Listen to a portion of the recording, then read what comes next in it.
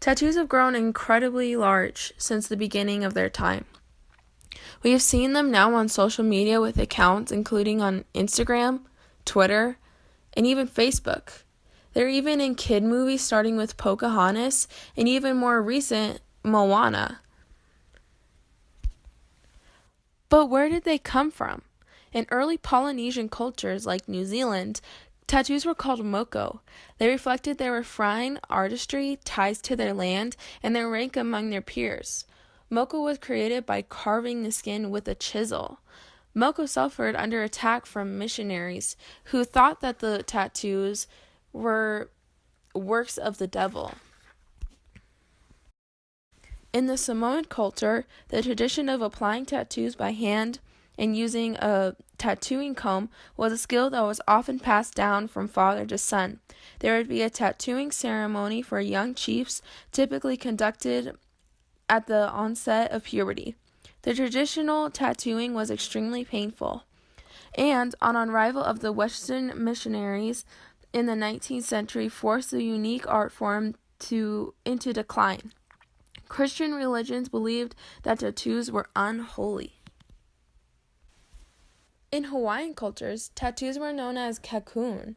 They served not only for an ornamentation and distinction, but a guard to their health and spiritual well-being. Men wore tattoos on their legs, torso, and face, and women wore tattoos on their hands, fingers, wrist, and even tongue. They used a needle made from bone, tied to a stick, and struck by a molt. So when did tattoos come to America? Majority of early tattoos were seen in sailors. Tattoos were often a person's name, service number, rank, and a date of birth. Other traditional designs were of pigs, roosters, anchors, knives, ladies, and swallows. Another early onset of tattoos were used in the circus. They exposed their tattooed arms, legs, and chest, making a scene in the restrictive Victorian period. And with the invention of the electric tattoo machine by Samuel O'Reilly in 1891 changed the game for tattooing. Between the war. Before World War II, sailors started getting tattoos in tattoo shops in China and Japan. Asian imagery was brought to America. After World War II. After the war, when soldiers started coming back home to America, they found that their tattoos were undesirable to wives and potential employers. Tattoos started going downhill in 1994. The U.S. government sued the famous American tattooer Charlie Wagner for failing to sterilize his needles. In the 1970s, fine art started incorporating tattoos. Sailor Jerry opened Realistic Tattoo in San Francisco, the first custom-only appointment-based shop in the U.S. Due to negative opinions of the Vietnam War, hippies began to use tattoos of peace signs, marijuana leaves, and other symbols as a form of protest, and tattooing became popular in both men and women. In the 80s, fine line biker tattoos and neo-tribal traditions became popular.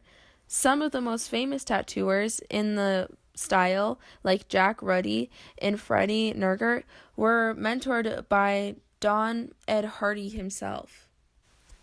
So who is Don Ed Hardy? Ed Hardy brought tattoo artistry out of the dark and into the world of fashion. From his tattoo artistry, he later licensed his art designs to be made into a clothing line. He continues to be one of the most influential designers, and his artwork has stood out in tattoo and the fashion world.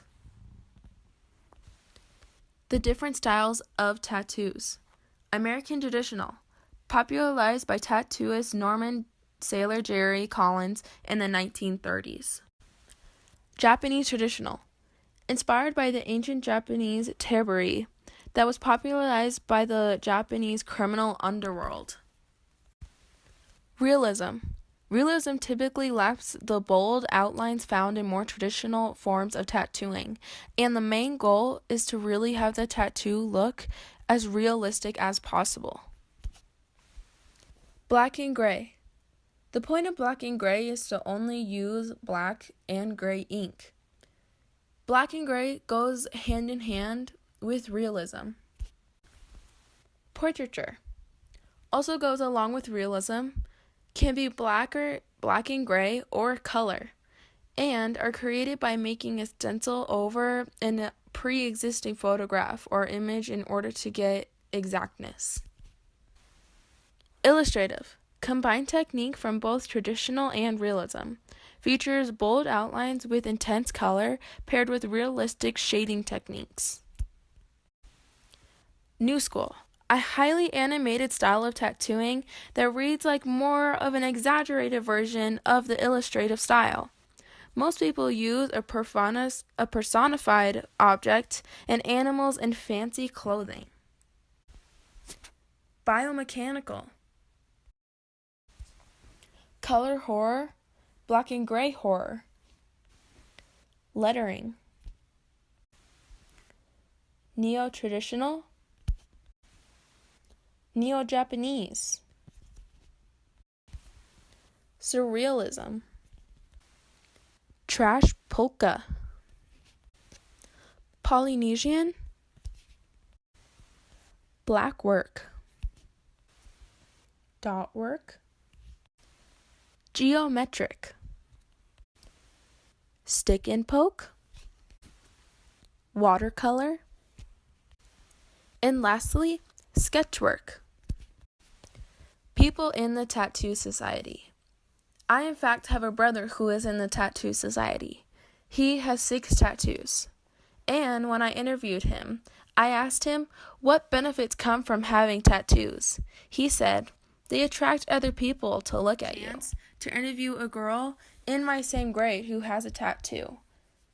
When asking Sammy about her tattoos and if they have any meaning behind it, she said, I wanted to get something like it, but each flower means something that happened to me in the past year or so. The tattoo is really meaningful to me. 3 really close people in my life died out of the blue, and I honor them with my tattoo. I am Buddhist and I believe in renewal, and that's what the cherry blossom is. Well, thank you for watching my video. I hope you enjoyed the history behind tattoos and my current examples I have in my life today. Tattoos have always interested me personally, and I hope now you have an interest in them too. Thank you for watching.